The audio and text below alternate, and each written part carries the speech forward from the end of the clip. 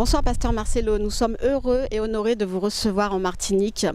On ne vous présente plus, vous êtes un pasteur éminent de Kinshasa, donc de l'église Compassion, plusieurs antennes dans l'Europe via Compassion. Et donc c'est la première fois que vous venez en Martinique, dans la Caraïbe. Pourquoi la Martinique ? J'ai toujours voulu venir en Martinique. Depuis toujours, je parlais de la Martinique. Mais aussi, j'ai eu beaucoup d'amis sur Internet qui m'écrivaient sur WhatsApp, Messenger, qui commentaient mes vidéos, qui me demandaient de venir aussi. Mais je voulais venir par la volonté de Dieu. Et j'ai mis cela en prière avec le noyau Compassion Internationale jusqu'à ce qu'une grande conviction naisse dans notre cœur. Et là, un miracle s'est produit parce que vraiment, c'est un miracle que je sois là. Ah bon, pourquoi ? Parce qu'il y avait un sérieux problème pour le visa et aussi côté organisation, les finances n'allaient pas vraiment. Mais Dieu a pourvu à tout, que ce soit le visa et le paiement de toutes les factures. Et ça, c'est un miracle qui me prouve que Dieu voulait que je sois là. Et aussi quand je vois le peuple qui est venu très nombreux, la manifestation de la puissance de Dieu, surtout les âmes données à Jésus, pour moi c'est un signe qu'il a voulu qu'on vienne. Mais justement, on va en revenir. Donc déjà vos impressions concernant la Martinique, le peuple de la Martinique, l'atmosphère spirituelle, qu'avez-vous ressenti ? Le peuple est très assoiffé de Dieu. Ils aiment beaucoup Dieu. Ils désirent le spirituel, mais certains ne connaissent pas la Bible. Ils ne connaissent pas la vérité. C'est pourquoi ils cherchent Dieu dans l'ignorance. Ils ont besoin d'être bien enseignés. Mais il y a une grande soif de Dieu. C'est vraiment un peuple qui cherche Dieu. Et spirituellement, il y avait un grand combat spirituel. Il y avait des forces de ténèbres qui s'opposaient à nous. Et le premier jour, quand je suis arrivé, j'ai été visité par la sirène qui est venue voulant s'imposer à moi et je l'ai chassé. Et même pendant les actions, je sentais une opposition spirituelle qu'il fallait que je perce par la foi et par la parole et le réma. Mais en fin de compte, Jésus a gagné comme toujours. Comme toujours, il est toujours vainqueur. Nous avons vu vraiment 3 jours une immense foule. La salle était comble. C'est vrai qu'on peut vraiment remarquer que les gens avaient soif. Et donc, que pouvez-vous nous dire par rapport à toutes ces guérisons, par rapport à tous ces miracles, par rapport à toutes ces âmes touchées quand vous avez fait l'appel du salut? C'est pas une personne, c'est pas deux, c'est des centaines de personnes qui se sont levées. On a pu vraiment constater que la gloire était là durant ces 3 jours. Pourquoi en Martinique? Qu'est-ce qui s'est passé? Je crois qu'il y a beaucoup d'hommes de Dieu qui ont prié pour ce réveil. Beaucoup d'églises, beaucoup de serviteurs et servantes de Dieu dans le monde qui ont prié. Et nous avons été seulement qu'un instrument de Dieu pour permettre que cela soit évident. Et dans mon appel, le Seigneur m'a appelé pour des conversions et pour le baptême dans l'esprit, la manifestation de la puissance de Dieu. Et notre message principal, c'est l'amour, la sainteté, la puissance et l'équilibre. Et pendant ces soirées de gloire, nous avons plus donné un message d'amour, de sainteté et de puissance. Et comme Dieu était derrière, les âmes ont été touchées. Et quoique l'homme puisse être dans le péché, si la parole de Dieu est prêchée dans la lumière du Saint-Esprit, l'homme qui a soif se soumet toujours à la parole de Dieu. Et c'est ce qui est arrivé. Et je crois que c'est le début d'un puissant réveil, d'un grand mouvement de Dieu dans les Caraïbes. Vraiment, ce n'est pas seulement quelque chose de passager. Après ces 3 soirées de gloire, une vague de réveil va tomber sur les églises.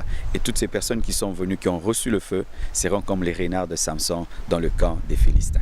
Amen. Et on peut vous remercier parce que vous êtes l'un des personnes qui aura établi justement cette nouvelle dimension en Martinique. Et d'ailleurs, vous avez pris des sujets, surtout, vous avez choisi des thèmes, le premier soir, le deuxième soir, le troisième soir, vraiment dirigés par le Saint-Esprit pour parler au peuple de Dieu. Mais on va revenir sur la 3e soirée. La 3e soirée, vous avez voulu parler surtout aux familles. Aux familles, au niveau de la place de la femme. Femmes, soumettez-vous à vos maris et aux hommes, les femmes potomitans, oui. Et aux hommes de prendre leurs responsabilités. Pourquoi vous avez voulu diriger ce message?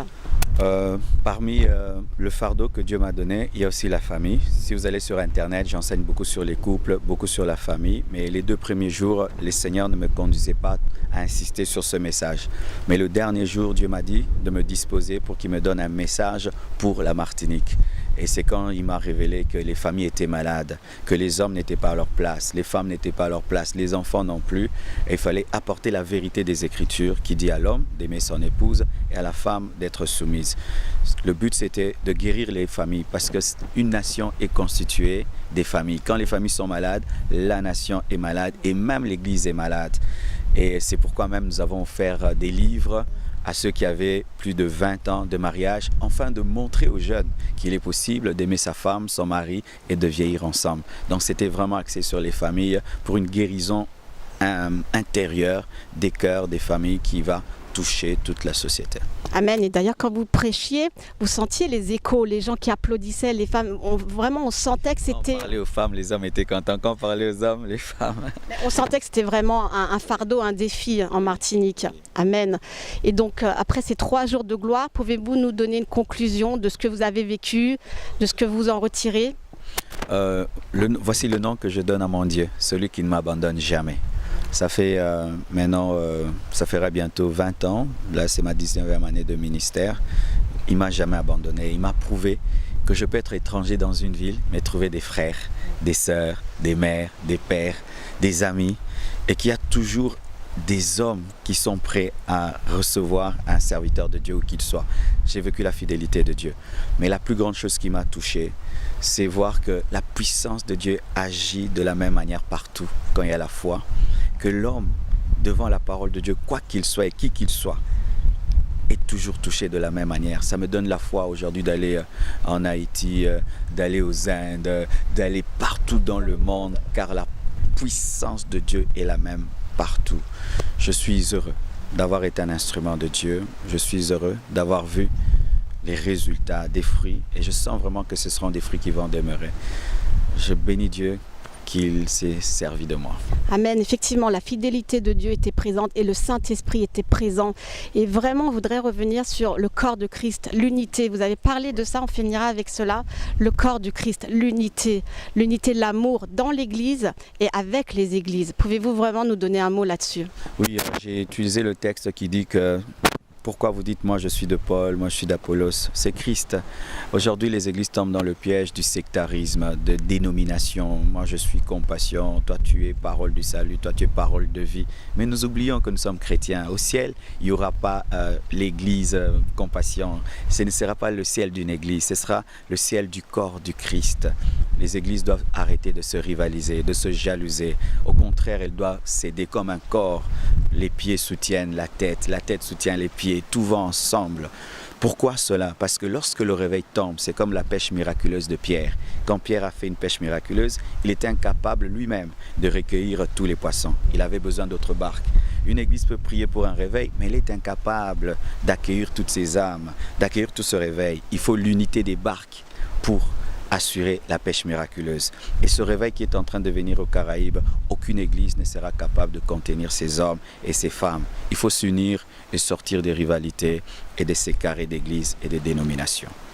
Assurément, ce dépôt est arrivé en Martinique et nous le chérirons. Une question pour terminer. Vous parliez de, à chaque fois, vous avez pris ce chant souvent, « Je t'ai cherché ». Partout. Yes. Alors ce chant vraiment c'est un impact, ça touche les cœurs. C'est une chanson qui a été inspirée par Dieu? Oui, je suis un musicien, je compose. C'est un cantique que j'ai composé il y a très très longtemps, qui fait partie de mon album, qui bientôt sera mis sur internet. Donc c'est un cantique que je chante parce que quand j'étais païen, je cherchais un ami. Alors je cherchais un ami parfait. Et j'étais un très mauvais ami parce que je réclamais tellement, j'étais tellement exigeant avec mes amis que je les perdais tout le temps. Pour un petit truc, je te dis fini et tout. Mais quand je me suis converti, je me suis rendu compte que c'est Jésus que je cherchais. Alors je chante ce cantique pour dire que en soi, c'est toi que je cherchais dans mes copines, c'est toi que j'ai cherché dans la danse, c'est toi que j'ai cherché dans la musique, c'est toi que je cherchais dans tout ce qui peut donner du bonheur. Enfin, je t'ai trouvé, j'ai besoin de toi pour conduire mes pas. Mais aussi quand il m'arrive d'être faible, ne m'abandonne pas, ne t'éloigne pas de moi, intensifie ton feu sur moi. C'est la chanson d'un ami de Dieu qui a enfin trouvé son ami et qui veut le garder. Amen. En tous les cas, elle touche les cœurs et on rend gloire à Dieu pour vos vies. Aujourd'hui, on a eu des messages complètement différents pour exhorter le corps de Christ. Aujourd'hui, c'était le Saint-Esprit, vraiment le chercher avant l'enlèvement. Vous avez eu envie vous êtes là pour conscientiser les esprits, pour qu'on puisse, les chrétiens, se remettre sur le droit chemin. Pouvez-vous nous en parler, s'il vous plaît? Oui, il y a l'œuvre du Saint-Esprit lors de la création. L'Esprit de Dieu se mouvait sur les eaux et Dieu a parlé. Il y a aussi l'œuvre du Saint-Esprit lors de la Pentecôte pour la naissance de l'Église. Mais il y a aussi l'œuvre du Saint-Esprit avant l'enlèvement de l'Église. Le but, c'est d'amener l'abondance du blé, la parole, l'abondance du vin, la vie de Dieu, l'abondance de l'huile, l'onction, l'abondance de l'herbe, la richesse pour l'évangélisation. J'ai conscientisé le peuple de Dieu pour qu'il sache qu'il y a un travail de l'esprit pour amener l'Église à la maturité, parce que Jésus ne va pas enlever une Église faible, mais une Église mature. Parce que j'ai dit, Jésus n'est pas pédophile pour épouser une femme immature. Tant que l'Église est dans les médisances, les critiques, les petites choses, c'est une petite femme. Jésus veut une femme mature. Et le Saint-Esprit travaille pour que l'Église parvienne à la maturité, parce que bientôt nous serons épousés. Et pouvez-vous nous donner une clé pour y arriver, justement ? La clé avec le Saint-Esprit, il faut traiter le Saint-Esprit comme une personne et pas comme une puissance. Beaucoup de gens passent à côté de l'Esprit parce qu'ils traitent le Saint-Esprit comme une puissance. Le Saint-Esprit n'est pas le feu, il n'est pas l'huile, il n'est pas une colombe, c'est une personne. Il faut parler au Saint-Esprit, il faut adorer le Saint-Esprit, il faut écouter le Saint-Esprit, il faut se laisser diriger par le Saint-Esprit, il faut parler au Saint-Esprit.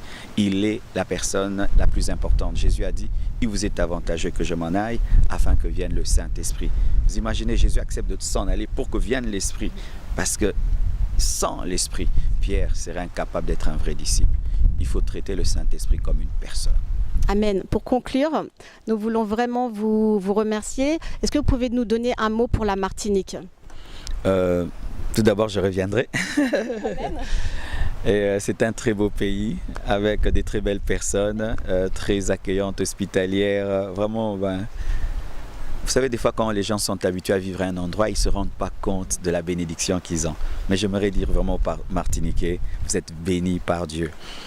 Et ce que j'aimerais leur dire, c'est que ils ne doivent pas clocher entre Baal et l'Éternel. Ils doivent choisir Jésus et Jésus seul, pas le mélanger à quoi que ce soit. Jésus et Jésus seul. C'est ce que je peux dire. Pasteur Marcelo, nous avons été ravis de vous recevoir, honorés, et nous vous remercions richement. Soyez bénis.